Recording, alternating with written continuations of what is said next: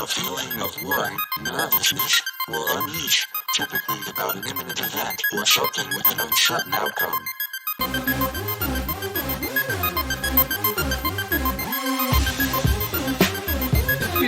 If this gonna be that kind of party, I'm gonna stick my dick in the mashed potato.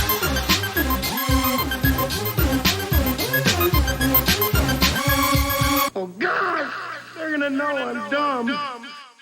Shit. In the middle of this pod. Are you? Yeah, dude, my What guts. is up with that? Why? How do you guys? Nobody can hold their shit on your guys' podcast. Dude, I take medication, bro, okay? I do Honestly, too. I take stool softener every day, bro. it's not Yeah, just, this I is only medical go- grade. I only go for drinks, but yeah, everybody has to shit on our Yeah, it's podcast always all the like, time. dude, I'm sorry, I gotta go take a shit really quick, and then it's like just leaving 45 minutes of it, taking leaving a it with shit. the Right. other two people to be Well, like. I have an office job, so I train myself to shit at work only. I swear to God, anytime you start working, you have to shit. I swear to God, I've somehow like Pavlovian trained myself that from 9 a.m. to 5 p.m. that is the only time I take a shit. Yeah. Let me run these under really quick. Jesus Christ. Bruce, we have you on for one episode and you're just blowing it. My last job, I almost gave myself hemorrhoids because I was pretending to shit all the time. You were pretending, but you couldn't just go in the bathroom and tell the office participants that you were taking a dump? No, because I had to sit on the toilet, you know what I mean? So it looked like I couldn't just like be in the bathroom chilling and shit, like just No, smoking it's cigarettes. not. Yeah, it's not like a single bathroom, so you have to pull your pants down around your ankles. Right, exactly. At the urinal. Well, dude, also, I mean, you guys both probably have seen this because I only realized this whenever I worked in an office is how bad people shit. Like you, Yes. like whenever they don't Oh, realize, especially when they don't know you're in there, and people come in and they're like running and they're like, oh God, and they sit down, they're like, Jesus fucking Christ, and it's just like the craziest shitting you've ever heard in your life, and it's Right. like, is that how everybody shit? Like people Oh, are yeah. like flying They're like- up to the ceiling and like a rocket shooting around the bathroom. They're like banging on the walls, like they're getting like raped in prison or something. Yeah. Dude, yeah, it's literally like, Like, "Oh, fucking Christ. no, and then they just get so bad. Yeah, Yeah. I always sound like an old Jewish man who's been stacking cards all day that are about to fall over. And I'm just, oh God. I realize maybe I'm the weird one because I don't let out any kind of like audible reaction whenever I'm shitting, because every time that somebody would shit next to me at my office job, they would literally be like, oh Jesus, oh my God, it hurts. Yeah. There was a guy at my office, or he's probably dead from COVID now, but he was in my current job, and he'll talk to people like while he's be like, it's kind of a rough one in here. Say a prayer for me. in the And I'm stall like- in the stall next to you. In the stall next to you, I'm like, buddy, my asshole is like open right now. Yeah. I don't want to talk to anybody. If I was him, I'd be like, hey man, I'm trying to jack off right now. So if you could just keep it calm Yeah, and play. Hey man, I drew this picture of Lola Bunny for this time. Dude, I was thinking about that the other day, Jace, that in prison you would be very valuable because there's always a guy in prison who is like good at drawing naked women. Yes. Oh, And so, like, yeah. Dude, one time my friend Brad, whenever I lived in Santa Barbara, and my friend Brad would ride the Greyhound back and forth to Bakersfield. It's like 3 hours. And one time, and the Greyhound especially Central California, where a lot of like prisons are, it's like, you know that there's going to be people fresh on the Greyhound, fresh out of prison. Right. Like, that's like where they Yeah, go yeah. right on there. So yeah, Kevin, you've probably seen this. I've and ridden you that met your wife bus, there. dude. Yeah, dude, and My this wife went on guy. a trip, and we got on our way back. They're like, "Hey, don't worry, one more stop. We just got to pick up the prisoners." Yeah, that's like a Dude, weird we were video driving game level. on the bus. Don't lose your story, but we were driving on the bus, and I remember just my wife sitting there, and all the guys basically like turning around and looking at her like they were all Yeah. like 4-year-olds on an airplane. Dude, because yeah, And they then some haven't dude seen a was- woman. They haven't seen a woman in years, probably. And then Right. somebody was looking at like literally a field that had been on fire, and it was just like the most desolate thing. And he goes, "God, it's beautiful out here." And I just started dying, dude. Right. Dude, one of these, yeah. what I was going to say is this guy asked my friend Brad to use his cell phone on the Greyhound. My friend Brad's like, yeah, man, whatever. Like, you know, where you're gonna go with it. And then he used the cell phone for like 10 minutes and he gave it back to my friend Brad. And as a thank you present for letting him use the cell phone, we had this picture hung up in our place for so long. It was this like huge titty chola drawing.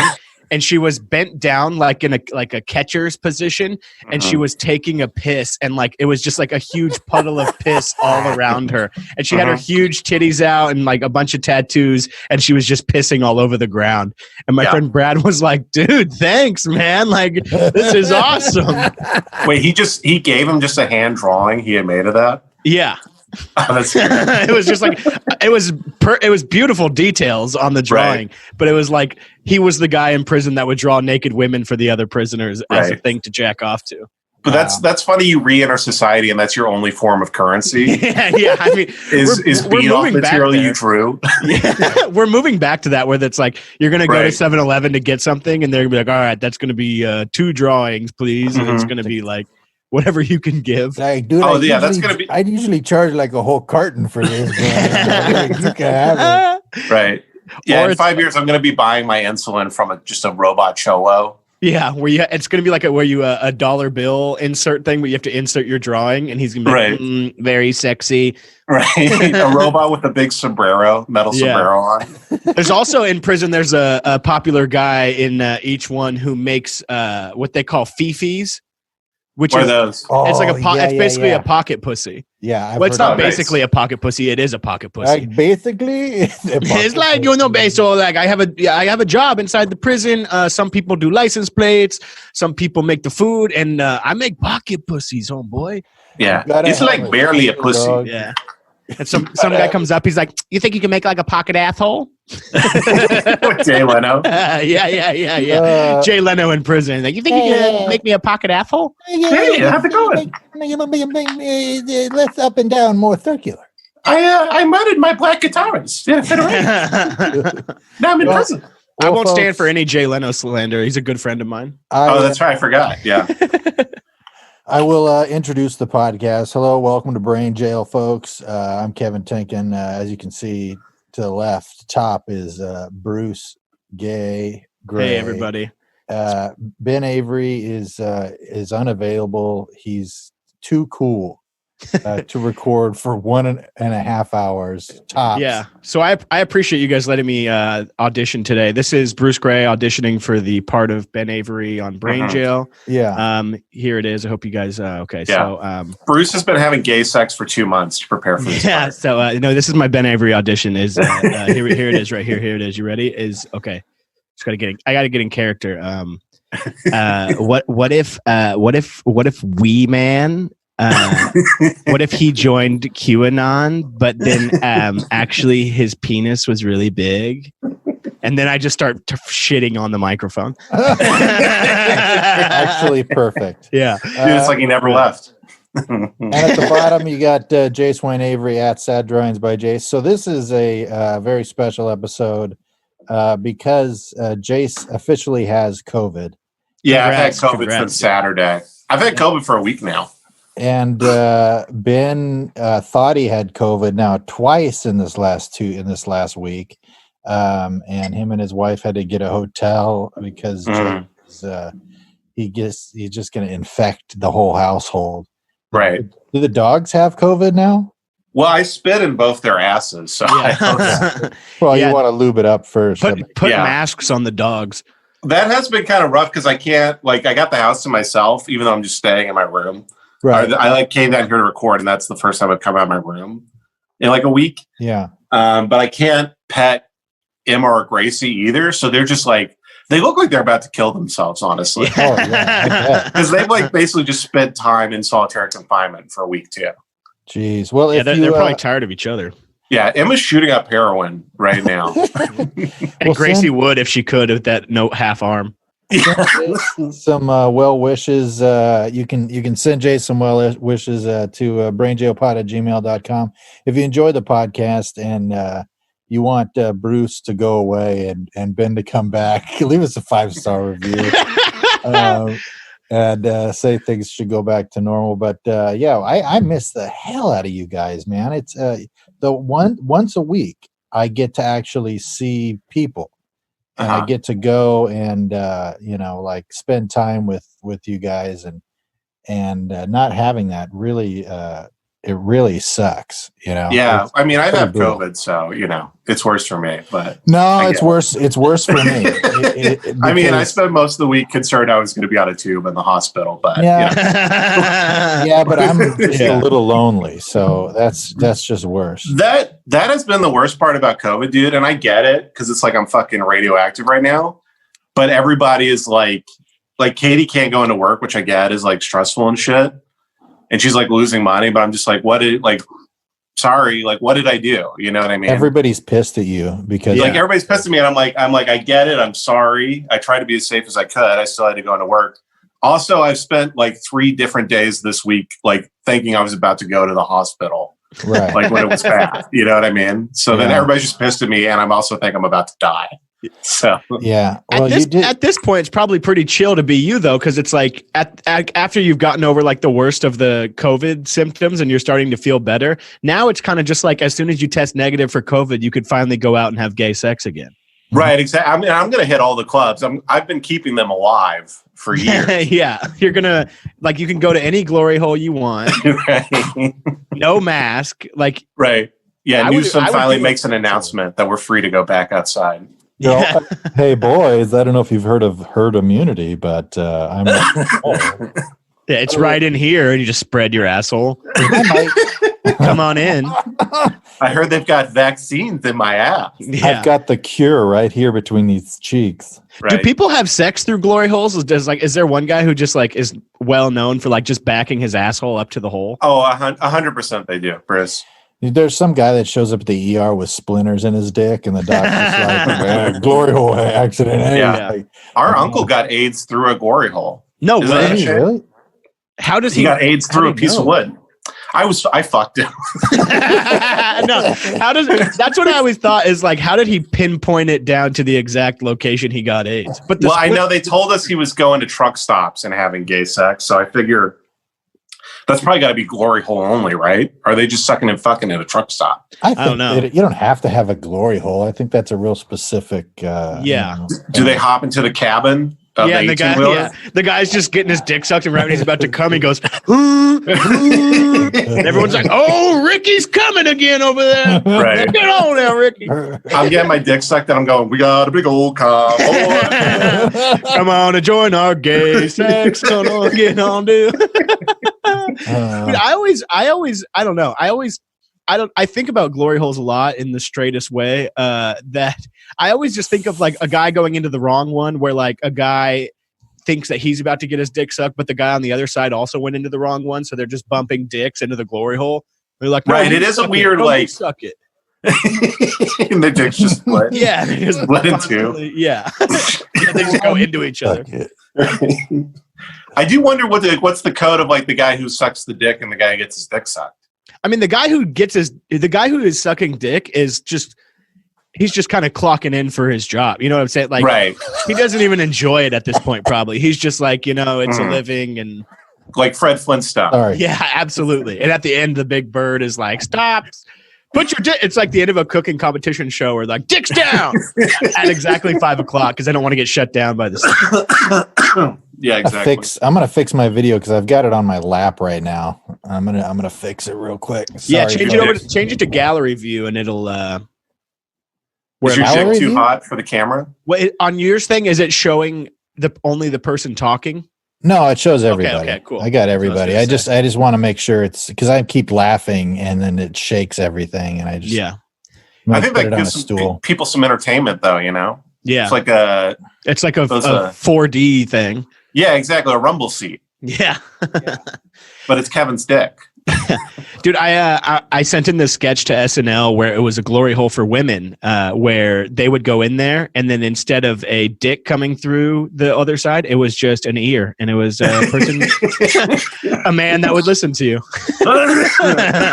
Nice, dude. Yeah, women suck. Yeah, dude. I mean, I hate them, dude. Hey, Yeah, I'm my so glad you're girlfriend was like, "We're going to start a podcast in the studio also," and I was like, "Podcasting is for boys. It's not for girls. Girls don't podcast." Mm-hmm. I'm Yeah, gonna you make set a up league of their own with girls podcasting. right. Yeah, you're the Tom Hanks character, but you're just pissing everywhere. Yeah, I'm just pissing myself and I'm wasted and I'm hitting like the buttons to produce. I'm like, all right, They're like, talk Bruce about Gray. that guy you fucked again. Right. Like Bruce Gray, didn't you live stream for 24 hours back in the day?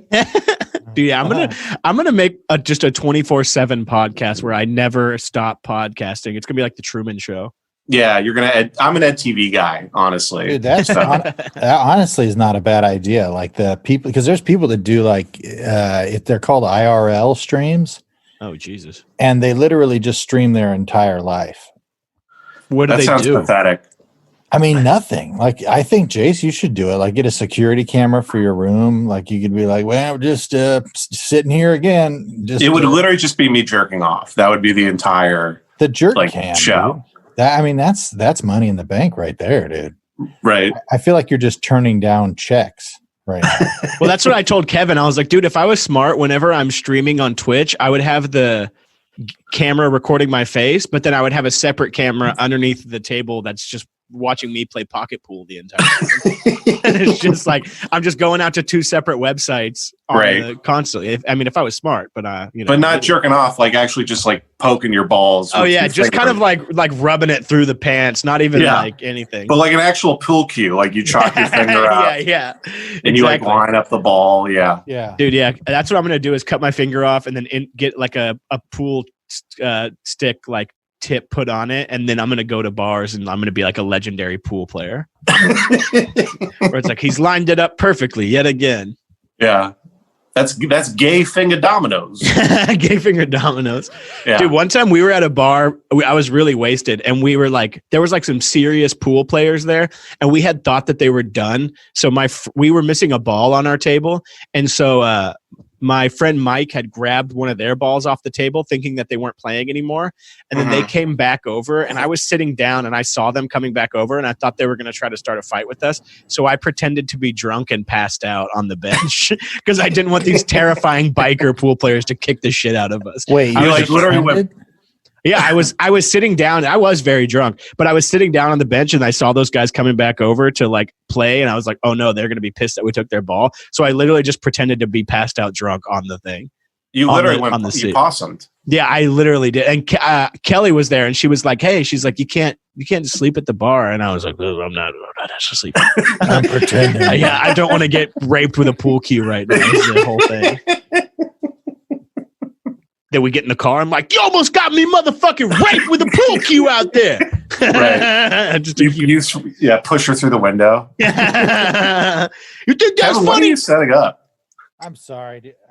I'm just trying to fix my mic and make it, look good and everything. Hey, you look like you're on a space station right now. I don't understand how you made this so complicated. Yeah, you look like you're driving a submarine right now. Yeah, I don't understand.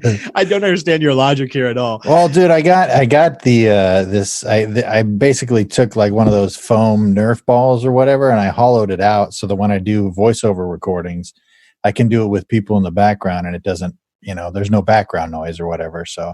Right. Completely engulfed the microphone, but yeah, that's hopefully it sounds good. Unless if I'm blowing it out or whatever, just let me know. No, that sounds pretty good right now. Every time you have to do your ad reads for Gay Sex Weekly, that's where you go. You're like, all right, advertiser sponsors this week is Anal Lube. Dude, I cherry flavor. I started doing this thing where. Because a lot of the auditions that I've been getting say must be comfortable being, in your underwear on screen. I don't know why, but literally I've had 3, and you're supposed to send the audition in just regularly, but I keep sending the audition in where I'm in my underwear. Yeah. Whenever I was a lot fatter, I would constantly get the most pathetic and rude audition requests where it would be like fat man running through. I swear I got a thing that was for overweight shirtless man running through a field of flowers chasing a life-size rib. Yeah. That was when I first moved to LA, and I was like, you know what, man, I am working in Hollywood, buddy. Right. You're Yeah. auditioning for Man Who Should Kill Himself. Dude, literally, there is no tact or nice way, especially when you're a fat actor, of the stuff they'll send you, where they're like, "We're looking for a big fat tub of shit. Yeah. Come down here and be fatter than anyone we've ever seen." We're looking for a garbage can man. You're actually perfect for the role. Yeah, dude, Right. I did a thing for some bullshit. I mean, it ended up having a lot of views, which is even more embarrassing. But I was playing there's this YouTuber who's barely overweight, and I guess he looked kind of like me, so they wanted me to play him on the thing, and I just ate 9 cheeseburgers because they were rapping about how fat he is, and they're like, Yeah. you're fat, look at this dude, he's fat like you, and I'm just eating In-N-Out in slow motion. Well, wasn't it? Yeah, that a lot of our listeners don't know rice gun? Bruce was in a Future video. He played one of the Pogs. Yeah, I just am shaking ass and clapping my cheeks. No, Bruce is in one of my favorite Future songs, King's Dead. Oh, the King's Dead, yeah. Yeah, the music video. Future, that was the worst I've ever been treated on any set. I swear to For real? God, dude, because I got there, and there was a few of us who were doing kind of the same part, and this security guard, this huge black security guard, he was probably 9 feet tall, 700 pounds. He came over and was like, "Everybody, put your cell phone in your car." And I was like, "Oh, I took an Uber here." He's like, "Give me your cell phone." And I was like, where are you going to be? He's like, "Well, you're going to have to find me." And I was like, "What the fuck?"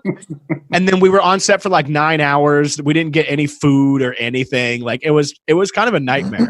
And I was sitting next to Future. I was like, "How's it going?" And he was just like, Yeah. And then I was sitting next to Kendrick Lamar, and he was like, he looked over at me. He's like, "What's up?" I was like, "Oh, what's up?" And he's like, "What time is it?" And I was like, "Oh, I don't know. I don't have my phone." He's like, "Damn, they took your phone." And then that was literally it. Literally the entire thing. That sounds about right. Yeah. Yeah. Music videos are always a nightmare. There's just there's no direction whatsoever. They're kind of just making it all up as they go, and they're really extra mean to you. Right. Well, that's a weird thing when you actually get jobs in entertainment. You realize that everybody, you hate being there, and then also everybody involved with the star hates being there as well. Yeah, nobody it's likes it. It's no good. And it's every time that I ever got anything like that, there was always some weird caveat of that made it not good. I got this Nickelodeon show, one episode of it, and I was stoked. And then I Googled it, and I was like, "Oh, it's a Dan Schneider show. That's good." And then so I'm an idiot, a psycho, so I know all about Dan Schneider. And I'm on my way there in the morning, and I was like, I don't know if I'm going to see Dan Schneider, but if I do, I'm going to kind of, I don't think he's a good guy. So I'm kind of just going to keep my distance. And then I swear, as soon as I get there, they're walking me to my dressing room, and Dan Schneider is walking down the hall straight towards us. And I was like, oh no. And then just because he had seen my headshot, he was like, "Oh, hey, Bruce. Hey man, how's it going?" He's like, "We're really happy to have you on set today." And I'm like, "Okay, you're that guy who fucked Amanda Bynes, aren't you? Isn't that right?" You?" And then it was a 2-day shoot, and at the end of the second day, I'm in a group of people singing him happy birthday, and I'm like, "Well, don't feel good about this. Do not feel good about this." Right? He's eating cake off your feet. Dude, yeah, literally a cake with his big fat body came out on it, and they're like, "Happy birthday, child rapist! Happy birthday, dude." Honestly, though, man, dude, they had snow cones at craft services and shit. So part of me was like, "Damn, dude, fuck it, do it ever." Yeah, that's pretty cool, dude. You got free snow cones on deck. Yeah. That was me. I dated a girl who worked at Nickelodeon for a second, and I got to go to the offices a couple times. And in my head, I'm like, the amount of children who have just been trafficked and raped through this place. Dude, but then I sent my mom a picture of me at the plankton statue. She's like, "Oh my God, my son, I'm so proud." Yeah. Oh yeah. Everybody's like, "Oh, it's so Case. cool." And I'm like, "Yeah, I'm actually in a weird version of Little St. James right now." Yeah. Right. You know who I felt love bad it. for on that show were the child extras. Because I was like, dude, they're getting double fucked today. Oh yeah. I was like, Oh yeah. not only there's something so sad about the extras in general on TV shows, but whenever it's child extras who are missing regular school to just sit in the background of this show, I was like, damn, dude, you guys blink twice or something. They're getting raped on non-union pay. Yeah, that's what's awful. Or it's like, there's no buyout, there's no there's no where the check comes later. Getting raped for $50 for 12 hours of work. Yeah. Evan is not fun. That's not a good way to go out. Right. But you get a shitty sandwich in a cardboard box. Yeah. Yeah, dude, being an extra is such a nightmare because you're just like such a piece of meat that it's like, I mean, even below extra is like the paid audience member. There's like a weird tier in Hollywood of like actor, background actor, extra, and then like paid audience member where the most like everybody that is a paid audience member, whenever I've done it, like I'm the only one there who hasn't been like hit in the head with a hammer multiple times. And just the people are insane and they treat it like it's some kind of industry opportunity. Like I got into this almost like screaming argument with this girl once.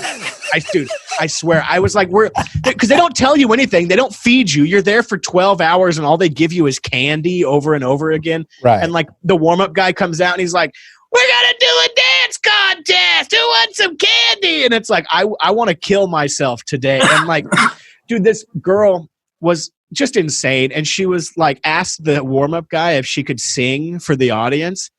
And so like, he's like, yeah, I need to waste 12 hours. Go ahead and sing. Yeah, why not? And then she went up to the front and was like about to sing. And then this like person in the front row, I guess, like rolled their eyes at her. And she was like, I will not sing if she's going to roll her eyes. And I was going to, and like do all this shit. And we started going crazy. Like, was like yelling at this girl and everyone's like, oh, who cares? And then she went and sat down and was like 4 people away from me and like kept like berating this girl. And I was like, hey, none of us want to hear you sing. I was like, let's just get it out of the way. We all do not give a fuck if you can sing or not. Please shut the fuck up. And like everybody like to the point where I almost got like a standing ovation for it. And then she started like yelling at me and the people who like organized the audience thing came over and was like, what's going on over here? And I was like, nobody cares about her. She sucks. You're perfect for telling people to shut the fuck up. You should come work for us.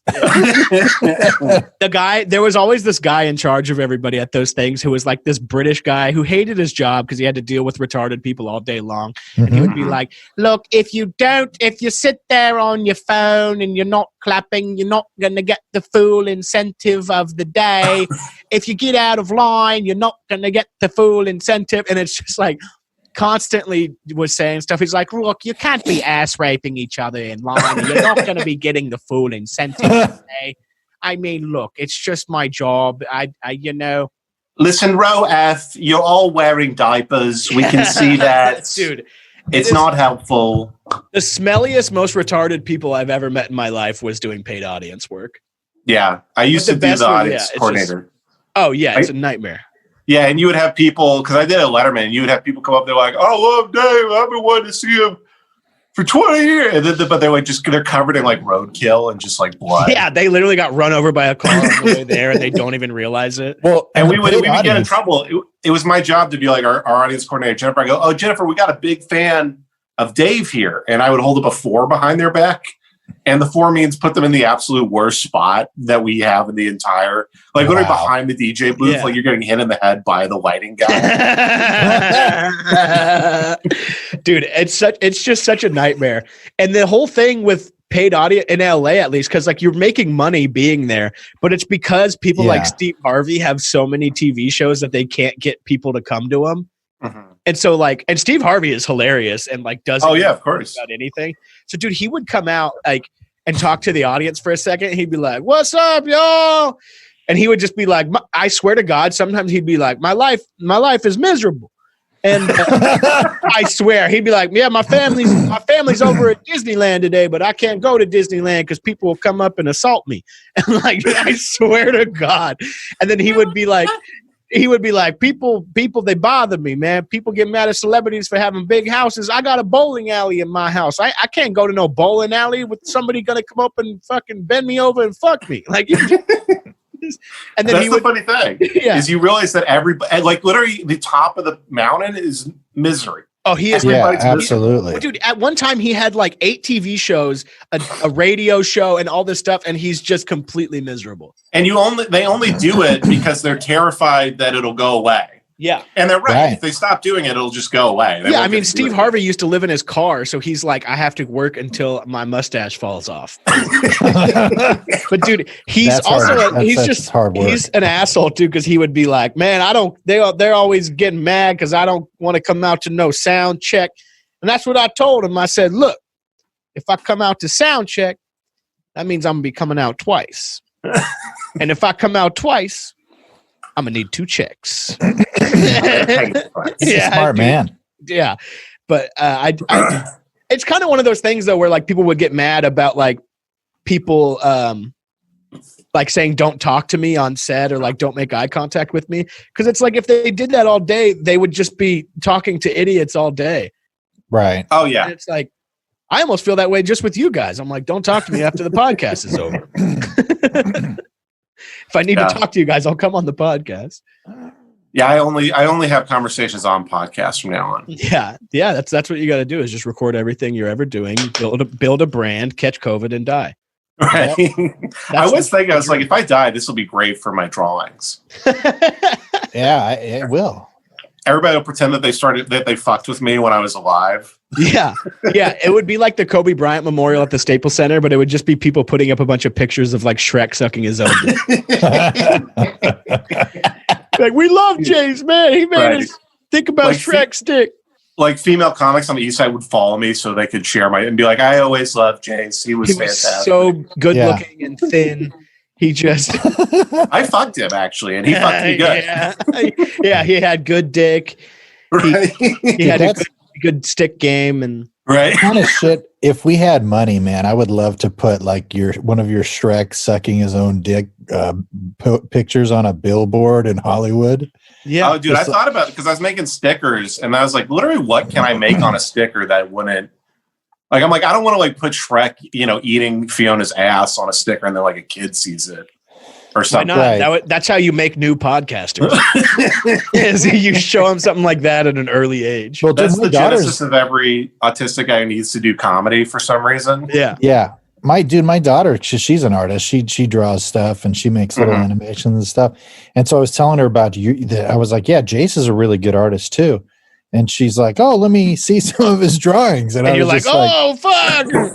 I'm like scrolling on your Instagram for like 20 minutes just to find one that's appropriate. I'm like, You oh, have a big burn path from your thumb on your phone. Yeah. Jace is going to radicalize your daughter. And she's going to see one of his drawings.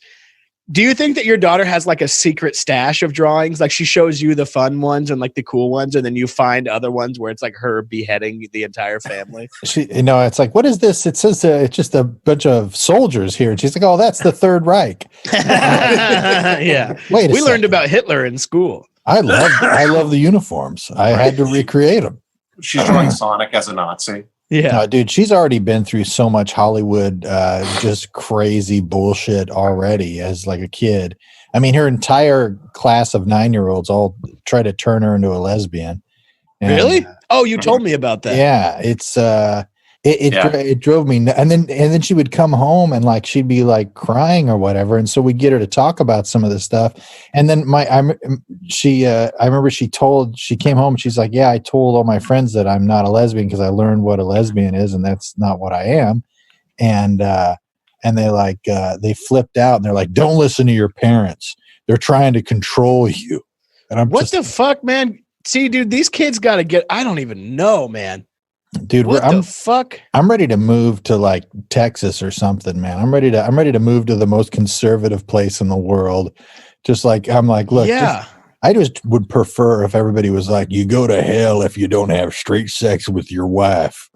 Yeah. I mean, there's no winning. I don't know.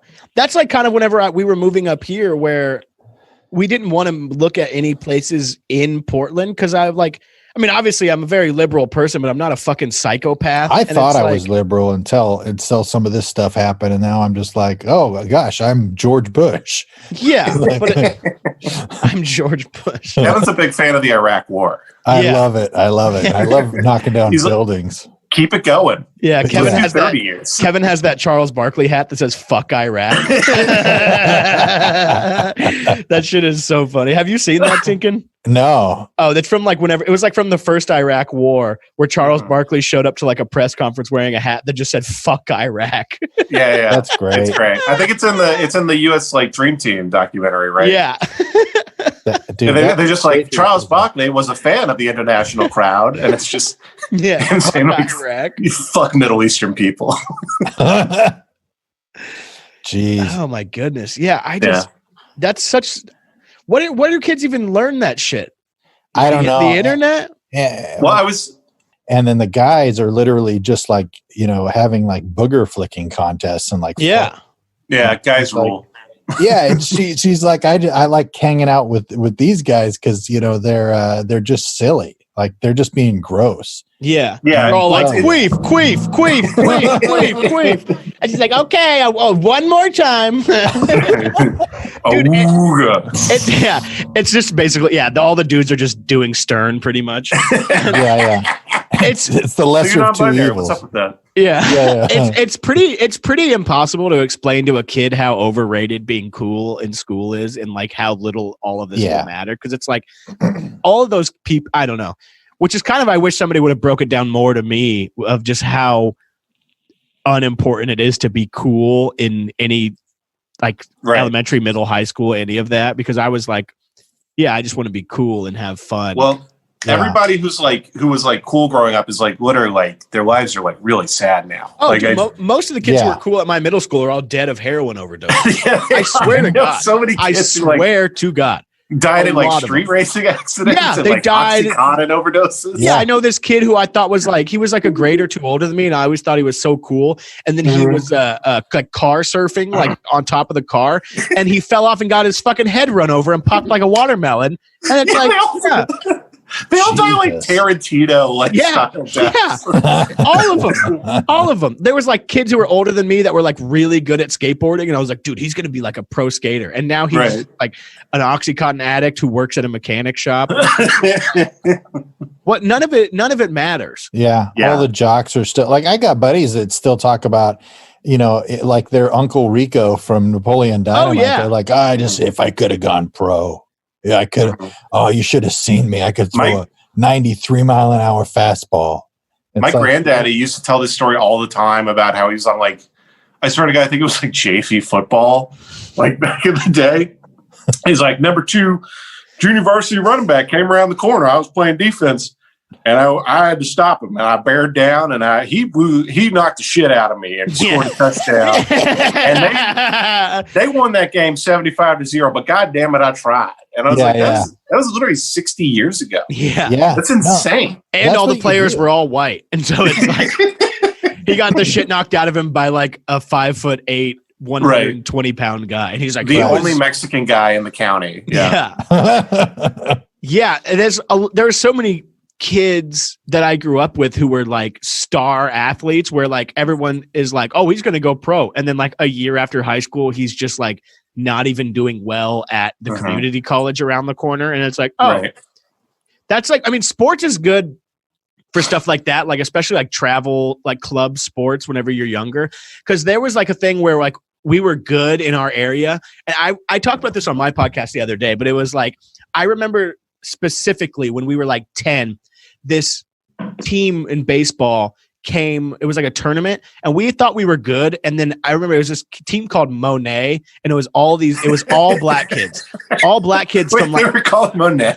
Monet, Monet. That's made up, dude. I swear to God, dude. I swear to God, Monet. I swear, I could get somebody to back this up. I swear to God. And their mascot was Undercover Brother. Dude, they... Their mascot was just a huge hat with a feather in it. Dude, I remember this so vividly. Them kicking our ass so bad. It was the first time in baseball where I in person, I saw a team strike somebody out and then like throw it around, Right. They were hitting it over the fence and like pimping home runs and like turning double plays and all this shit. And I remember riding home with my dad and him just being like, they were they were pretty fucking good. They really kicked our ass out there Right. today. Yeah. They fucked all your guys' moms during the game. Dude, like literally we looked over and like just one of their dads is running a train and like all the moms are like, oh wow. Dude, it was unbelievable. When I was in high school, the rival football team was this it's called Central High, and there was a couple of like pro football players that came out of there, and they were so insanely good. And I went to Bullard High School. You guys know Bullard High School. I know both of these high schools. Yeah, and actually, Bullard High School got some national recognition in like the early 90s because they all the guys were found. The baseball team was found jacking off in the back of the bus around this one girl that went to my church, and so then Jay Leno called them the Bullard Yankees. I just thought I was like, news. You hear about this young girl who was sexually assaulted? I was going to say, literally, they're essentially assaulting this girl. In the back of the bus. No. She was the ringleader. Oh, really? Yes. Yeah. She was lesbian though. It was the girl bullying Kevin's daughter. Yeah, it was her mom. Yeah, she's just in the back of the bus and she's like, "Okay, Jay. Okay, off. On me. Let's go." She's like, checking. Yeah, they're all coming into that big megaphone for cheerleaders. Yeah. And she's just like, yeah. She's using it just as a funnel to drink a bunch of cum. Yes, sir. God. Oh, my goodness. Dude. Yeah, but I remember we got our asses whooped so bad because I was playing the drums, trying to start off the pep song too fast so my cheerleader girlfriend would get pissed off at me later because she'd have to dance too fast. Right. You're trying to make her titties fall out. I was going to say, yeah. Dude, I love that shit because I got to count off like the rallies and not the titty falling out. But she would get pissed. She's like, you guys play it too fast. And they had to like spin around and do these dance moves and shit. Mm-hmm. And then, so I'd started off just insanely fast and she'd be dancing super fast. And like the girls would be falling over. I remember just her giving me the stink eye in the middle of it. And you get really fucking hard. No, there's no hard. There's something about a woman being pissed. Yeah. Whenever she was giving you the stink eye, were you like, man, I'd really like to see her stink eye later? No. Dude, this is back when I was a good Christian boy. So we weren't even like, I'd like kiss her and then I'd like go home and cry. Mm-hmm. You'd cry and jack off at the same time. You'd be like, I'm so sorry, Jesus. You'd cry about how hard your dick was. No, I would not. I would not do that. Hey, you know what? I was thinking about this the other day. You guys are so fucking retarded. You guys are the good people. Are good people to ask this. I was thinking about this the other day. Yeah. Okay. That's not. I mean, on you, that's no good. On me, that's a good thing. Just kind of about God and the devil because the devil. I've been thinking about this. The devil, I think, gets kind of a bad rap because the devil is down there punishing people who are disobeying God. Correct? So at the end of the day, doesn't the devil kind of work for God? Aren't they kind of on the same side? Yeah, I feel that. That's good. That's obviously not how it's taught, but doesn't that make sense where it's like it 100% makes sense. Yeah. I think only because, not to answer it seriously, not funny, but like I think the only difference is everybody thinks the devil is trying to like win souls to hell. So he's like trying to tempt people so he can, the devil's kind of like Kevin with that drum solo. He's like, I'm going to make him dance real fast.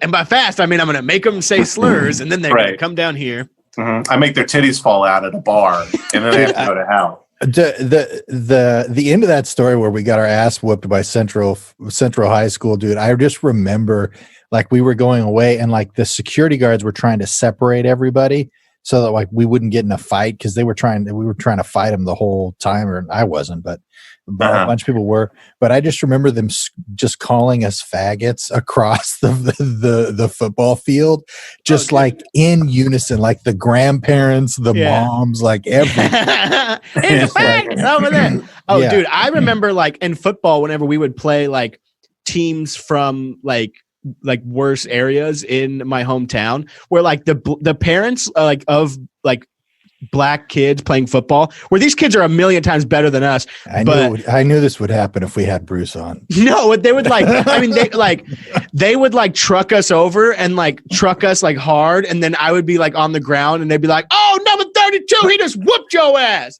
And just like, oh, you can't tackle for shit, 32. And I'd be like, you fucking know I can't. Like, I would like be so like pissed and angry. I'd be like, I fucking suck. I know I fucking suck. All the white kids had been coddled. The parents are just like, we're just so happy you're out there getting some exercise. And they're like, look at you, fat little piece of shit. I swear to God, dude. See, I was weirdly, because I was so white as a kid that I was like, every time we played a black team, I was always the mascot for like the opposing team. I literally played basketball, and there was one time where the other team started cheering me. They were calling me Craig Ostertag the whole time because I had a giant broken nose at the time and a buzzed head, so I looked ugly as shit. And I'm just like, this is like fucking oath, just like, and I scored like a jump shot. And they're like, Ostertag. Yeah, they're just enjoying. They know that there's no possibility of you guys winning, but they're just like watching you play is so funny. Like, look at white Shaquille O'Neal out there with his big ass. It's your big ass out there. What's up, Big Show? Yeah, your dad's on the sidelines. My ass, how big my ass was, and said that guy, he's honorary black. Your look at Dom Vito, big ass out there. Boobity boobity, yo, Bam Margera, uncle looking ass. Dude, your dad's on the sidelines coaching with a loaded pistol just pressed into his temple the whole time. Right. Yeah, he's in the huddle. He's like, you guys better just get it. Just like, he just cocks the gun. He's like, do you want me to do this today? If you guys lose, I will kill myself. Right. Well, Ben was really short at the time, and he was only kind of playing basketball. Ben was like, I swear to God, he was like 5'4" until he was like fucking 17. Really? Yeah. He had like a late growth spurt, probably because he drank so much man's cum. I love that you started laughing before you said it. Dude. It's good for a young man. So like your parents are like, we're gonna have manwiches tonight, like the sloppy Joe, but really it was just cum and ground beef. Yeah, Ben's like he went in the Captain America machine, but it was just they put a big dick in it. So that's how they made him grow taller, was by shoving a big dick up his ass, and he's like, oh, and just went straight up. It was Tony Stark's dad shoved a big ass up Ben while he was in a big tube.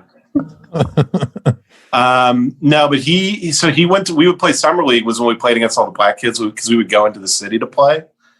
And the first time Ben went, a guy, I swear to God, jumped over him and scored a layup.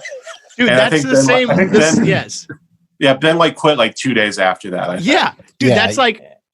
That's such I truly think that is a very important moment is whenever you first really get your ass kicked, especially by like a team that's all a different race or like just somebody like that you totally didn't even know existed. And they come in and whoop your ass and you're like, oh, okay, that's a good learning moment. Ben got jumped over, and then the next day he started learning audio production. So. Yeah. Dude, that's kind of like when football, I got hit really fucking hard to where like my ears were ringing, and I literally went to the sideline and I was like, I really don't think this is for me. Right. And like I went and played soccer after that. Well, dude, my whole dream as a kid was to be a professional athlete in something. And like just the slow acceptance that it was just never going to happen was very sick. Well, dude, I was like the tallest kid in my junior high, or like in sixth grade. I was like the tallest kid in sixth grade. I was pretty tall for my age, and we'd play basketball. Like from the time I was in like third grade to sixth grade, we play basketball, and I remember being the tallest. Like I had a clear advantage, and just getting my ass whooped every single game. I couldn't dribble with my left hand. Like I was the worst. I was not good, and just being so disappointed about it. Yeah, dude. I'm gonna hop out for like 2 minutes really quick and just restart. It'll take me like 2 seconds. Yeah, okay, no problem. Sounds good, dude. Yeah, we're just gonna talk shit about you. No, he can't. He can't hear. Yeah, no, that's good. It's better. Yeah, I was gonna say, Kevin, that like my childhood was just slowly trying to find wider and wider sports. That I could go pro in until there was just no more options left. Like I started at football and I was like, okay, clearly not. Like I maybe could have played in college. I could have played in college, but I hated it. So I quit. Then I went to basketball and I was like, okay, clearly not that. And then I went to golf And then I was like, well, maybe. And then still not even that, because I'm just not near good enough at it. So not wide enough. Mm-hmm. And now in my 20s, I did the same thing, but with comedy. Yeah, seriously. I started with stand-up, then podcasting, and now I'm on to drawings. Well, dude, I mean, you have to, I don't know, you got to follow your, the path of least resistance sometimes is a wise choice.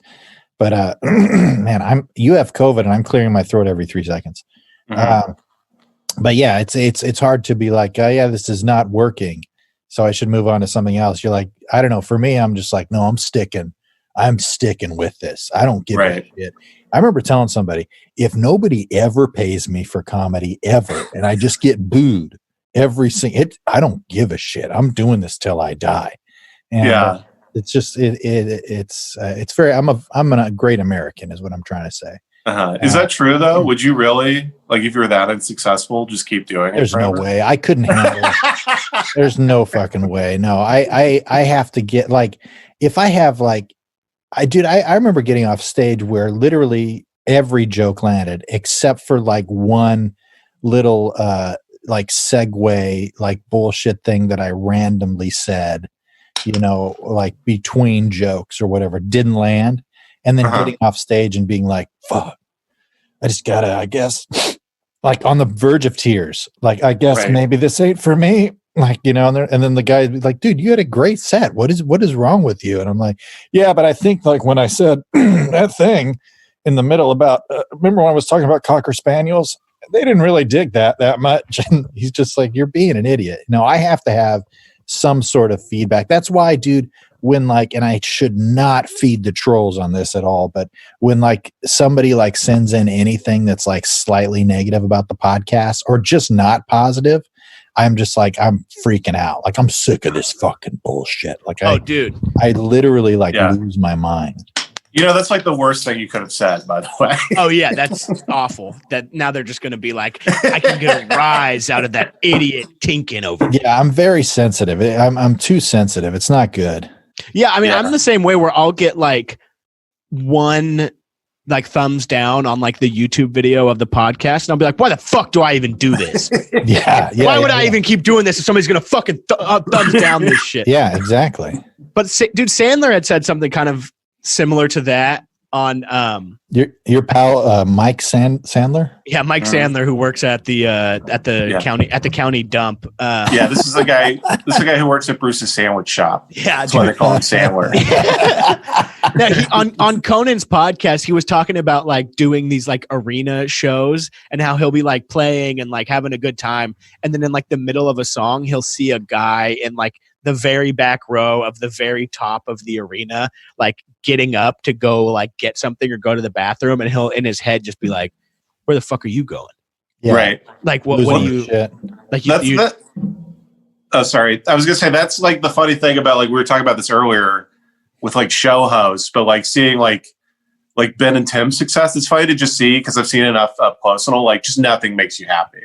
Like, you get happy after like the initial step up, you get happy for like 4 days, and then you're just fucking miserable and you're used to it and you like completely expect it again. Yeah, you expect it again. And then what I've seen kind of up close too is, I mean, anything just kind of becomes work. But like whenever I was like doing shows with Theo Vaughn, kind of whenever he had just really transitioned, I know, hey, big brag here. Yeah, I went out with the mullet man, Theo Vaughn himself. Yeah, well, I used to open for Brendan Schaub, buddy. So yeah, well, I used to open for D'Elia, Callan, Louis C.K. On the major tour. We're thinking about revamping it as the canceled folks tour. But like, I think also a lot of people start getting into this very like self-conscious thing of like, oh shit, now there's 1,000 people out there who paid a good amount of money to come see me, and I don't know if I'm going to be able to deliver what they want. And like really like really getting in your own head before you go out. And like, it's just funny to be like, I barely even know, and be like, dude, it's going to be great. I was like, dude, no matter what you do, they're going to be happy to even just to see you. He's like, hey, man, you're probably right, man. Yeah, you're probably right. We kept we kept man, I knew how to opossum was stage fright. Yeah. I swear to God. Dude, well, we kept singing that song, that Britney Spears song whenever we were there that weekend Toxic? in Vegas. Yeah, Toxic. No, that song where he's like, she's so lucky, she's a star, but she cried. Yeah. What? Yeah. Dude, the wisdom of Britney Spears, man. She knows what's up. Yeah, it is insane. She's a slave, isn't she? Oh yeah, she's actually like being kept against. She's like Brian Wilson, like she's being kept against her will. Brian Like Wilson I'm of not the even Beach kidding, dude. Boys? She's literally being like kidnapped by her dad. Yeah. What happened with Brian Wilson? Brian Wilson, you should watch that Love and Mercy movie, that Paul Dano movie. It's about like Brian Wilson in the 90s, like the 80s and the 90s. There was just a doctor, like a psychiatrist, who basically just took over his life and like had Brian Wilson sign his like legal guardianship over to the psychic. And basically the psychic was like beating the shit out of him and like trying to get him to like produce a new album. And like literally like his friends and family like had to save him. Like they like kidnapped him from the psychiatrist and got like a court order that finally like reversed the guardianship. It was like, whoa, really? Yeah, it was really like intense. Yeah. He's like, do pet sounds, bitch, and hit him with a whip. You make some melodious harmonies, bitch. Dude, well, you know how he was not involved in the Manson stuff. Yeah, but they were his brother, they were related. Dennis. Yeah. Wilson, it was his right? brother? Yeah, his brother was. I thought it was with Manson. Okay, well, because I went and saw the Beach Boys a few years ago at the Kern County Fair, and I was on mushrooms. Another brag. Another brag. Dude, honestly, I had a great time. Me and my friend Trevor Dustin. I ate some mushrooms. I had a chocolate covered banana. Saw the Beach Boys. What does that mean, huh, buddy? Yeah. Hey, buddy. What do you think? Hey, pal, come on now, dude. And I remember being on mushrooms and like just this thought overtaking my mind of being like, oh fuck, dude, these guys fucking killed Sharon Tate. Oh fuck, these guys had something to do with it, man. And just like spiraling. Right. There was also this blind guy next to us going crazy over the Beach Boys. And I was like, in my head, I was like, for all this guy knows, he could just be at a cover band show. Right. Yeah. They're just playing a jukebox that he's Yeah, and like he kept like trying to get to the front and like was kind of like pushing through people. And I was kind of annoyed because in my head, I was like, dude, what does it matter? That's fake blind guy right there. That's really fake blind guy. Just whacking people with the stick and being like, sorry, I'm fucking blind. See me. He's just poking people's eye out with the big stick. Yeah, dude, I decided once COVID ends, like how I'm going to live my life differently. I decided I'm going to learn sign language and just be a fake deaf guy for the rest of my life. Oh, that would be. Oh, dude, those fake sign language translators on TV are always so funny to me. Where like people sneak in and they're just doing like different things next to the people. They're like doing the Macarena at like the UN. Yeah, I'm gonna lie more, I think, after this is all over. Yeah, manipulate. I like that. Yeah, because I lie a lot already, and not even in like a manipulative or like harmful way. I just like telling a lot of innocent lies. And it's probably a very psychopathic tendency that I have of like being out at a restaurant, and I just like getting into the lie and then like having to keep up with it for the short time being. Like, I get such a high off of like Katie doesn't trust me a lot now when I tell just like little innocent stuff because I'll be like, she'll be like, "Hi, is that like?" I'm literally trying to think of something. She'll be like, "Oh, look at that's iced tea or whatever." And I'll be like, "Did you know he actually invented like styrofoam packing peanuts?" He's like, "No, yeah." I'm like, "He did. Look it up." And like literally just convinced her some dumb shit like that. And then I don't even know why. And then just like, I'll like eventually tell her like an hour later. Yeah. But like I just get such a high off of like tricking her like that. Yeah. It's fun. Kelly always gets mad at me because then she like has to keep up with my same lie. If like we'll be out at a restaurant and like the server will come over after we're eating. He's like, "How is it?" I'll be like, "Oh man, this is good." I was like, everything around here is really running good. I'll be like, I have a restaurant and I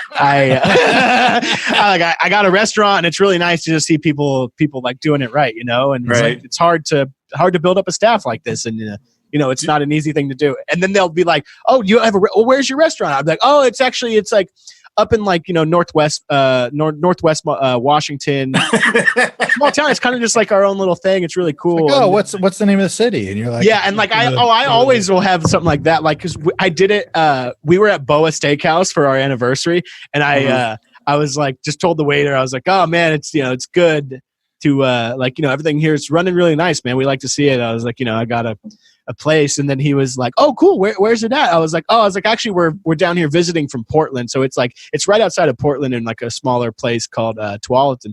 And he's like, oh, that's awesome, man. And then like he brought over it was whenever I went to the bathroom, and Kelly got really mad at me for this because he brought over a different guy and was like, oh, he's from Lake Oswego, which is like right outside of Portland. And so Kelly is now like involved in my lie. And she's like, oh, that's so awesome. Yeah. And he's like, where do you guys are.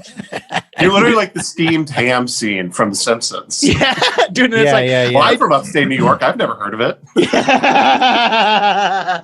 And it's like, I do shit like that all the time, or like on the phone with like customer service people, and I'll just be lying about nothing. And it's just like, it's probably a very like psychotic thing to do, I imagine, to most regular people.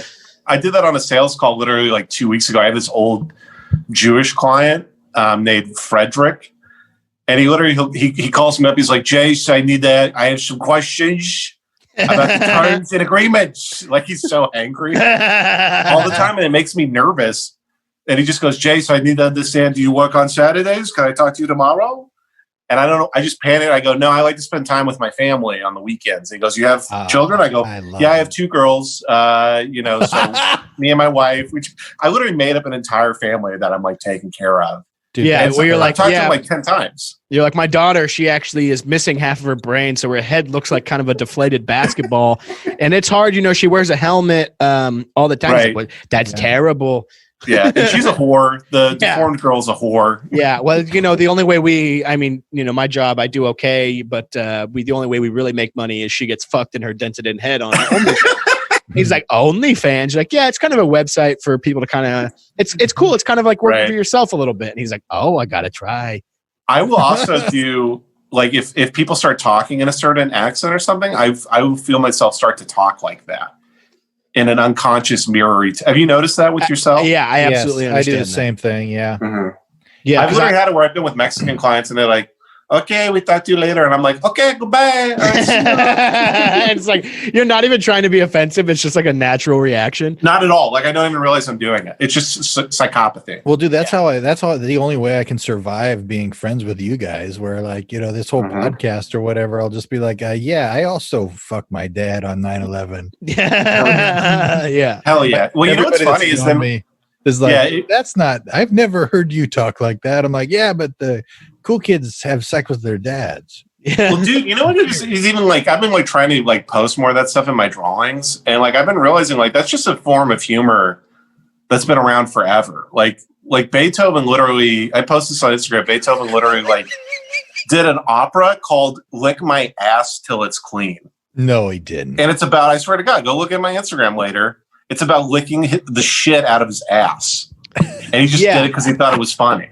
Well, dude, kind of in a different vein. 69th Symphony. Yeah, dude, kind of in a different vein, but like there's people have been like nasty for a lot, like forever. Like, like the James Joyce love letters, if I imagine you've read those, where he's like, I cannot wait to hear your powerful smelling queef whenever I am home, and your cunt must. Yeah. And Napoleon would like write letters to like, I don't know if it was his wife or like whoever, and he'd be like, I'll be home in 1 month and do not bathe, and I want to smell your stinking cunt, and like all this stuff. Yeah, people have been nasty. And then if you go back to like caveman drawings, like ancient Sumerians, they're just drawing like guys with huge dicks and like women's with big ass tits. Literally like the Mexican woman squatting and pissing. Yeah, it's like an old version of that. Yeah, it could be the most oldest like form of art known to man. Yeah, it's like that. Dude, we were looking at this on my podcast the other day because we were talking about like ancient people, like when did people start having Down syndrome? And if dude, if you Google like ancient Down syndrome, there's like these stone carvings of these fucking waterheads that is so, dude, we were laughing so hard, and I was just like, it was blowing my mind that people have like the only way I was like, look up ancient retards, and like I couldn't like, and then we were just talking about like ancient aliens, but it's that guy who's like retards. They've been around among us forever, dude. That's a new show that needs to be ancient retards. Ancient retards. Dude, I was gonna say you've of course seen the animals with Down syndrome thing, right? Yes. Yeah. Big old lion. Yeah. Yeah, and that's even funnier. Yeah. I haven't seen that. Well, dude, I know I had told Kevin about this. I don't know if I had told you about this because I started working at like this bougie like local grocery store, and one of my coworkers there has Down syndrome. Nice. And we were in the break room, just me and her, and I mean, she's literally, pulling ice cream cookie sandwiches out of a High School Musical lunchbox. That's completely besides the point. But then, then they did an announcement over the loudspeaker saying that they were doing free flu shots for all the employees and all the customers that day. If anybody wanted someone to like come to this area in the store, and it ended. And I swear to God, I just started my break. It was 15 minutes, and she went on like a 13-minute anti-vax rant. And dude, I was like, immediately, I'm just like pulling up my group chats. I was like, boys, you will not believe what it said. Dude, and the feeling that I felt whenever she started doing that was obviously annoyed because she's ruining my break. But also I like started feeling in this way of like, what have I done in my life to deserve this incredible moment happening to me? Right. But like, how lucky am I? Like, this could happen to anybody, like could have been anybody in here, but it's happening to somebody like me where now I can go out and tell other people about how I had the funniest experience humanly possible. Yeah. Yeah. Sorry, you can't hear that in the background, can you? What is, are you shitting? I'm taking a big shit. There's like a macaw or something outside my garage. This is an exotic bird. Yeah, it's probably the grim specter of death coming for me. Wait, have you been leaving your room to go to the bathroom, or are you just shitting and pissing all over the place? No, yeah, I got one Gatorade bottle that I've just been shitting and pissing into. It's not even the wide mouth; it's the squirt top. So you're just like squeezing it and then suctioning shit and piss out of your. It's body. One of the ones they give little kids at soccer games. Yeah. Like that size. Yeah. Dude, I never got the pissing into a bottle thing. I mean, other than like if you really had to, I've done it like in the car. Yeah. Like, you never got it? No, some people will just piss into a bottle like in their room.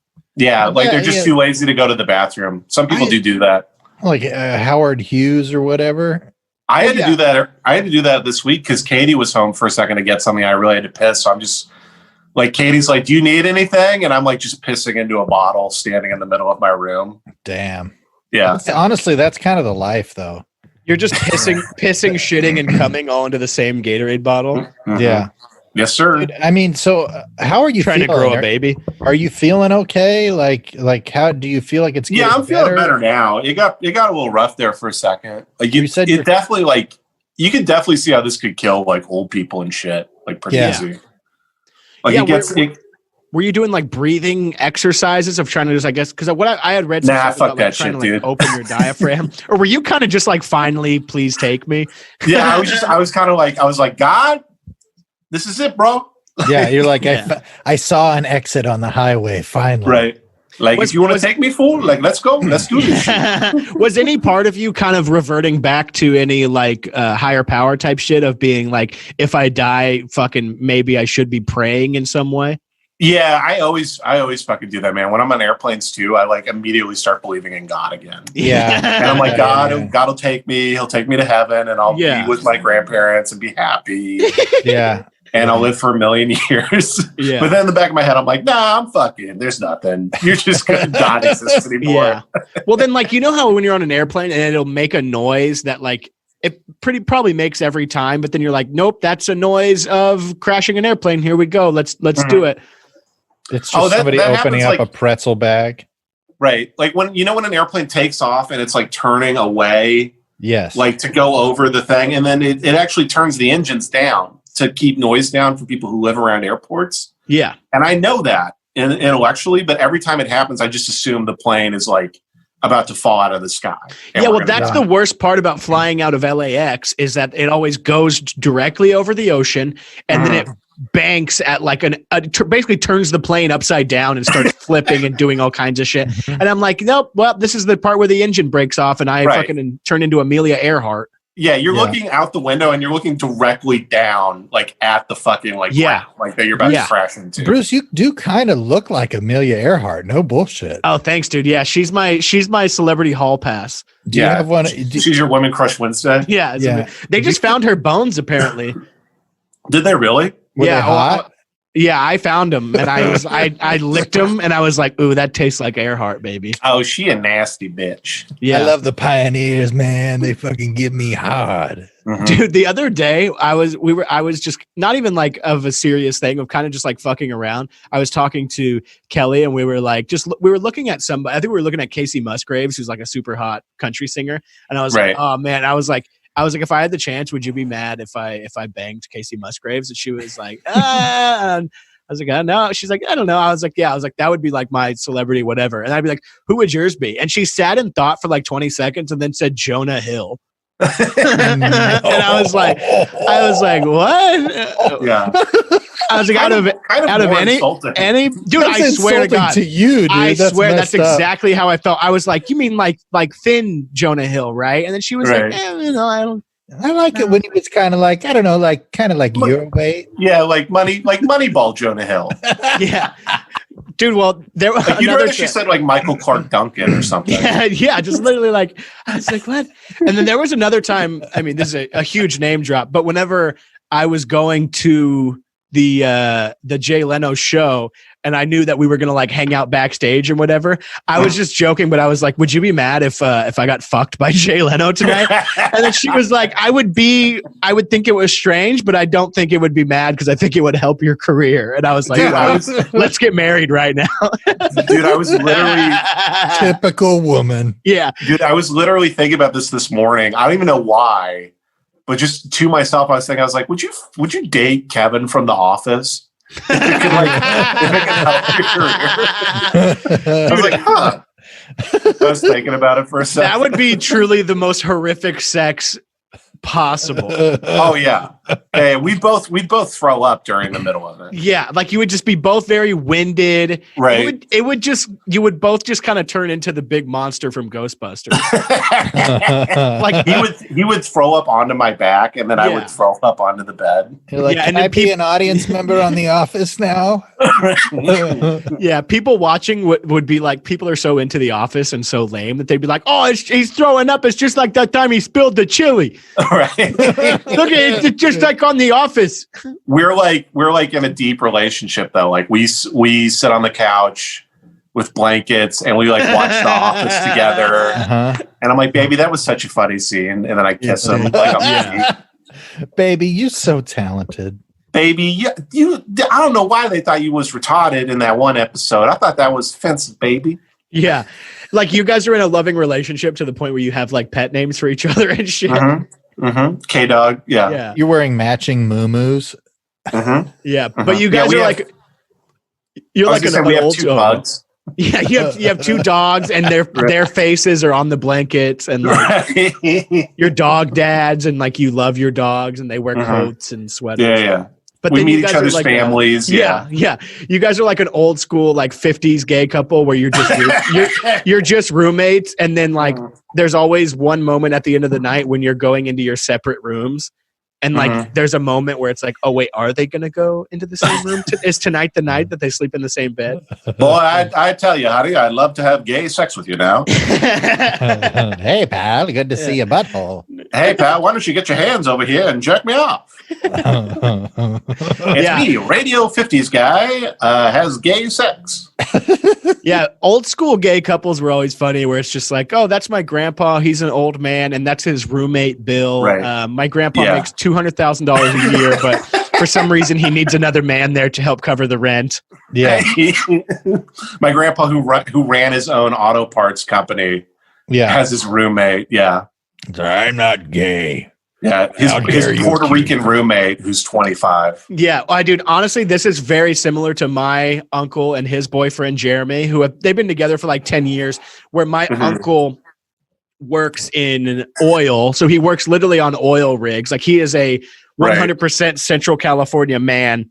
And his boyfriend, Jeremy, he's hilarious and I love him. He's truly the gayest individual I've ever met in my entire life. He's like 15 years younger than my uncle. He's like 6'1" Mexican dude. He has Hello Kitty arm sleeve tattoos, and he's one of those people who does like show dogs. Like he prances around with like the poodle and the thing, and they are the funniest couple in the entire world because I love it. It's so funny, dude. Right. Dude, I was just remembering like what, like I didn't grow up around a lot of like openly gay people. And like one of the first like long experiences I had was I was dating this girl and her uncle is gay and has lived in LA for 20 years. Yeah, he's like a classic gay guy. Just classic. Like the guy worked in theater for years, has had a partner for 20 years.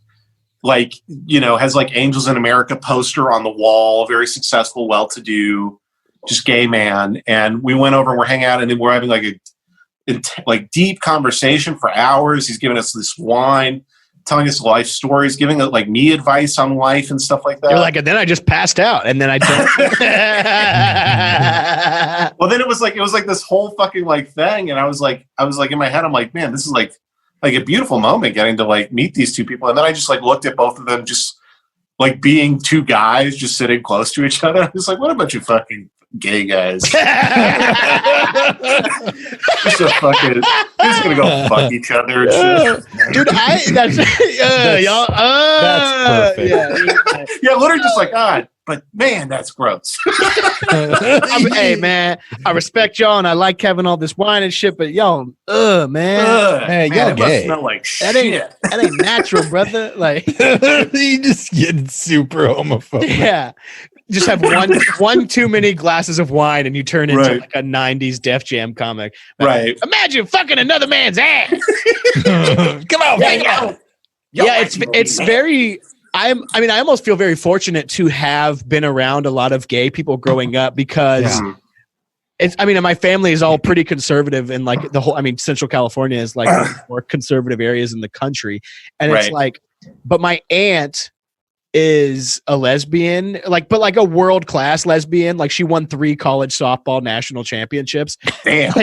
But so her and all of her friends, that's what I was talking to another dude. Well, I was talking to another lesbian who puts on a comedy show whenever I was working at the Comedy Store, and she was like, oh, like her wife was there. She's like, oh, like joking around. She's like, oh, we're lesbians. Have you ever met lesbians? And I was like, dude, you guys ain't shit. You're like, I am a lesbian. Look at me. But my aunt and all of her friends are lesbians. And so growing up, I would be around this huge group of lesbians who would constantly be hanging out. And they had gay guy friends. And with the lesbians, I'm like, they're all so nice. And then that gay guy would come over and be like, you really fuck a guy in his ass? But it was, I think it really, I guess, I don't know if normalized is the right word, but well, you got to get used to something that you're period. Regardless of what it is.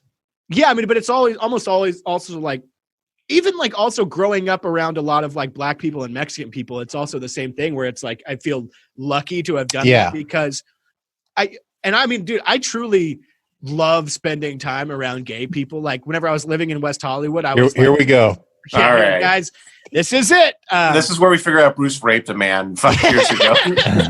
No, I really, man. Gay people are truly just hilarious and pleasant and just like to have a good time for the most part. Very much. And they're very emotionally in tune. Honestly, I feel like I do have a lot in common with most of the gay people that I have met. Absolutely. Yeah. Where I feel we both have AIDS. Yeah, and it's you're both gay. Right, we're both gay men.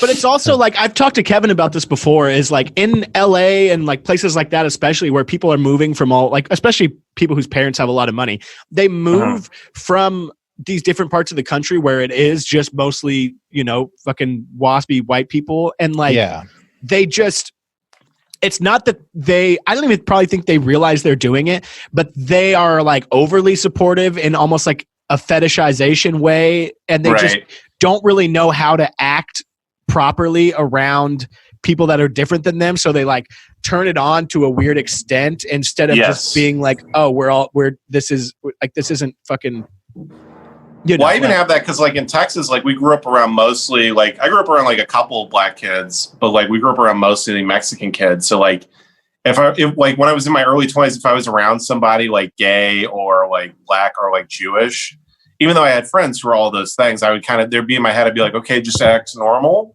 Yeah. Don't act I see weird. what you're saying. But when I was around Mexican people, I'd just be like, "Oh, what's up, you fucking Mexican guy?" You know, exactly. Yeah, where's like your lowrider, bro? I just spent so much time around Mexican people. I just you just be racist to them, like they love that shit. Yeah, and it's like, yeah, and like, because my aunt also worked, because where I grew up, it was like in the country, and there's like, that's like where a lot of agriculture and shit. So like, it's a shitload of farm workers and like farm workers' kids, and like my mom was working at my elementary school. There was basically like an English immersion program, where it's like kind of the migrant program, where it was like, English as a second language. Yeah, but it's like kids from other like farm workers' kids, where like who knows if they were there permanently or they were just going to be there a few months, would be all they segregated the school, thank God. And but they would just like go in there, and it was like helping them learn English and shit. Right. And it's like, I don't know a lot of Spanish, but I know enough to get by. So like, especially working in like food, where like I can get by, like taking orders in Spanish. I could take phone calls about like the stuff we have in Spanish, and then like talk crazy shit with like the people in the back, has always been like super fun. And like, I think there's not a lot, I feel like, especially the humor that all of us do. Like when I was working at that deli in West Hollywood, where it was like me at the front, and then like 7 dudes who barely spoke any English. Some didn't speak any English at all. Like I would come in there every day, and I'd be like, "What's up? Like, you sexy motherfuckers. Like, what's up, my boyfriends? Like, let's all get together and fuck each other after this." And like just all this shit. And I would be like, basically being like, I'm retarded and like I'm gay. But like they knew I had a girlfriend, but I would be like, no, she is like, kind of just explaining in Spanish that she's basically my beard, and really I'm super gay, and I'm way into them, and I would like brush up against them in the back and be like, oh, okay. Yeah. Well, I don't think there's that kind of humor a lot in other countries. Dude, I walk into like, most of my work is Hispanic now, and I just like walk in, I'll be like, what do you got? You guys eating some nasty Mexican food? That shit's gross. And then it's like, I'm like, my white tummy doesn't love that. That sucks. And they just like, oh, dude, you're fucking crazy, man. Like they just like love that shit. Dude, everybody likes it when you keep it real, because so many people, especially in LA, like the facade that people put up, because everybody knows like the right things to say or whatever. So when you drop the bullshit and you're just a real human being with people, they, especially if they know, you're a good person or whatever, people appreciate that. It's that's why I should be able to say the word, in my opinion. Dude, that's right. Exactly. That's what I've been trying to get to. There was one time at the Comedy Store where a show was letting out, and Joe Urell, was a comedian in a power chair, was coming through. A show was letting out, and then Joe's chair like broke for a second in the doorway where a lot of people were coming out, and I was like, wheelchair. Yeah, his wheelchair. I was like, Joe, come on, man. I was like, fucking Control-Alt-Delete on that shit. Do something. And all these people that were coming out of the show were like so astounded. Yeah, and I was like, Joe, come on, man. Hit the fucking back up. I'm gonna somebody give this dude a jump. Get a fucking tow truck. Let's go. Restart the hard drive, Joe. Yeah, all these people are like, oh my God. And of course, Joe is loving it. He's right. Yeah, it's just. I do like to imagine like we're telling all these stories, and then the real version of that is just everybody hates us. But we're and we're like, dude, we are such good people. We're so cool. And everyone's like, they're racist. They're homophobic. They literally ruin my day. Anytime I see them, they joke about they're bad. But dude, with that Spanish shit, my favorite place to go and do that shit is the car wash. Because whenever I take Kelly's car to get washed. And it's like filthy because, it's dirty on the inside or whatever. But it's like I jump out, and whenever like you're like talking to the guy about what you want, and then the dudes are vacuuming it, I'm always just like, man, in Spanish, I'm like, this is my wife's car. It's fucking filthy. Look at this shit. I was like, she's doing all kinds of shit. I think she's probably fucking dudes in the back of it when I'm not around. Like, I'm saying that, and these dudes are like, this person is insane, but this is also the funniest thing anyone has ever said to me. Yeah, where I'm just like the whitest possible dude, but I'm like, dude, I know a woman. Both sides and fucking cochina. There's a Hispanic woman at my work who I swear to God, she put salt in her water to drink it. And I go, I'm not even like, you can call me white, but that's stupid. That sucks. You're salting water? That's ridiculous. She's drinking her water out of like a martini glass with a salted rim and a lime. Right. Man.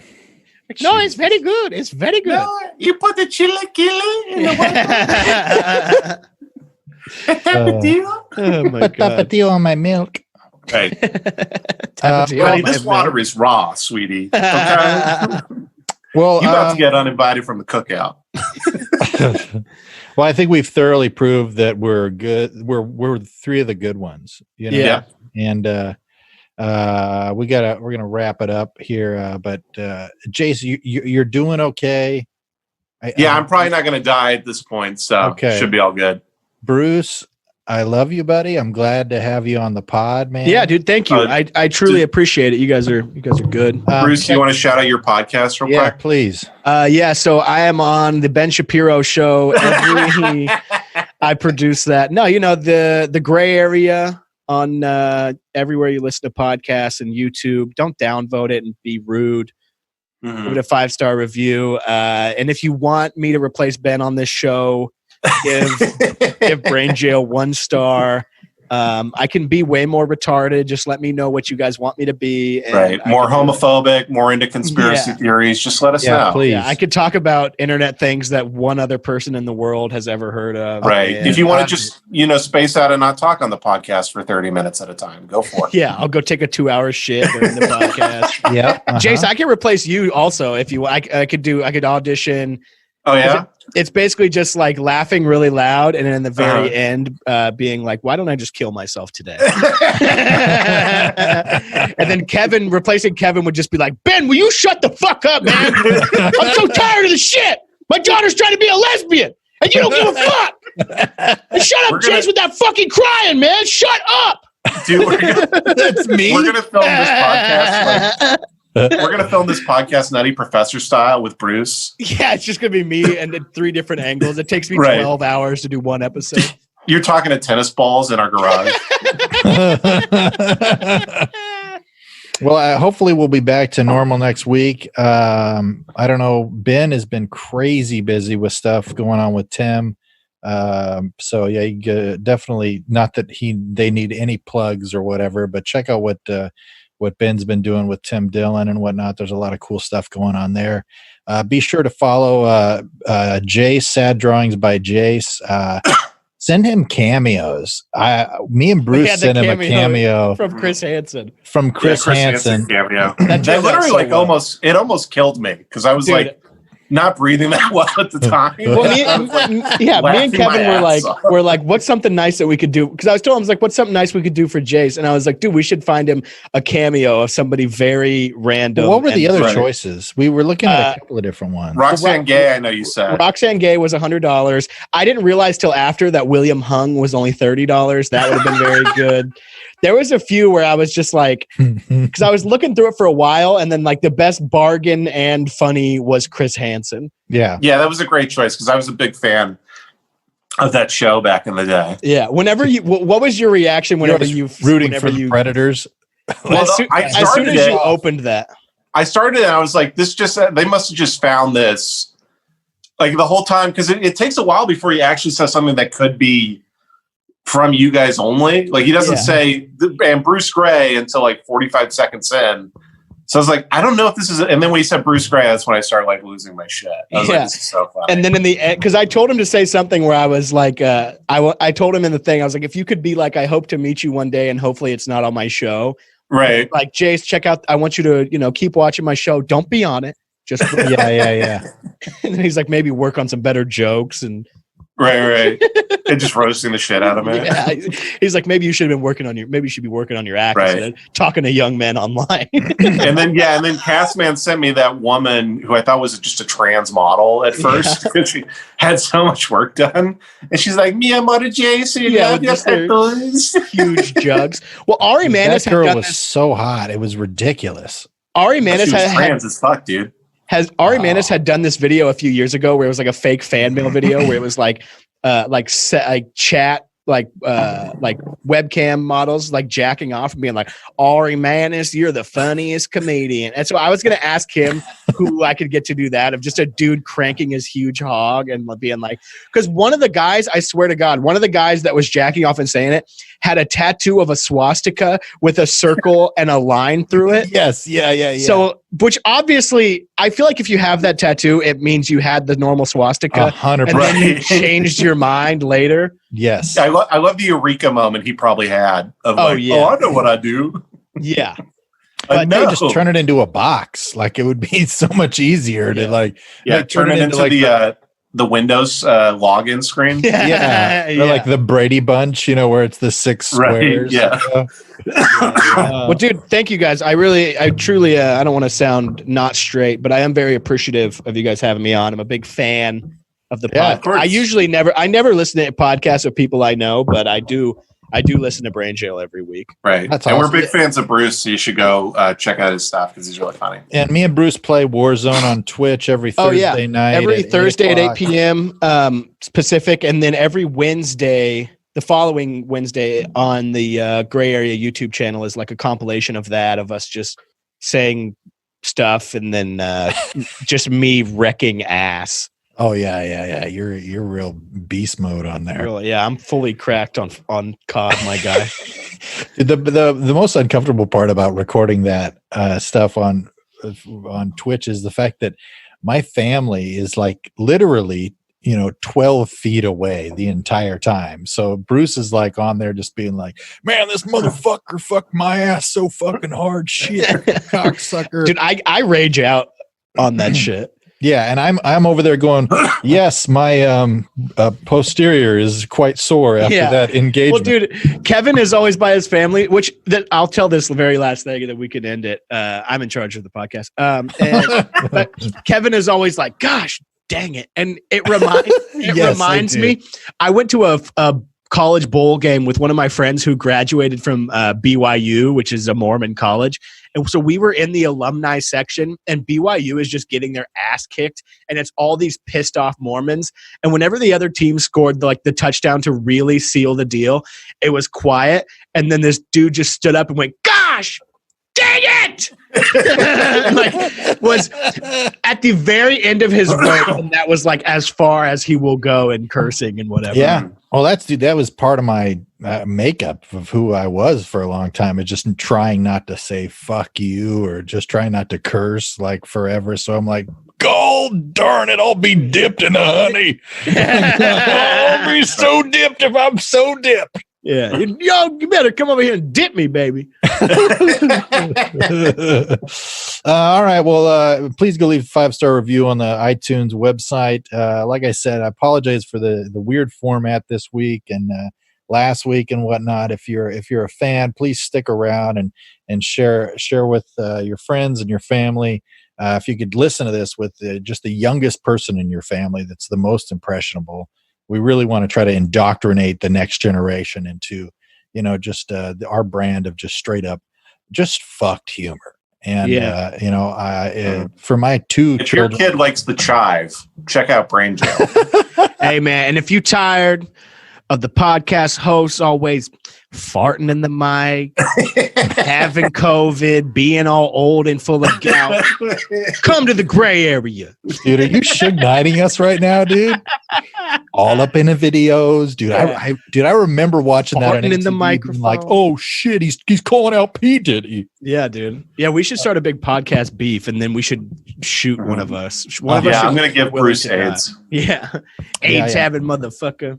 Yeah, one of the fans doesn't realize it's a bit, and so they actually shoot Bruce. That probably would happen. Yeah, somebody from Coward Hour, one of the fans, snuck some COVID under your doorknob. Well, all right, everybody. We love you. We're gay. Thanks for being gay on the podcast with us and having just a wide open butthole. And Jace, feel better. I love you. I miss you. I want to squeeze those thick, healthy cheeks of yours again and just feel my hog just rubbing up and down the back of your spine. And just soon it'll happen. I'm excited. Yeah, we'll see you guys next week.